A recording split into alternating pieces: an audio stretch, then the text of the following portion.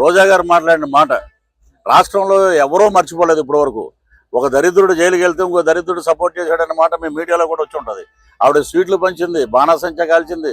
నన్ను ఇలాగ అన్నాడు ఆయన, నన్ను ఇలాగ అన్నారు, రాష్ట్రం ఏమైపోయింది అన్నప్పుడు నీ నియోజకవర్గంలో ఉన్న పెద్దిరెడ్డి రామచంద్రారెడ్డి మాట్లాడలా, నీ ఎమ్మెల్యేల మహిళా ఎమ్మెల్యేలే మాట్లాడలా.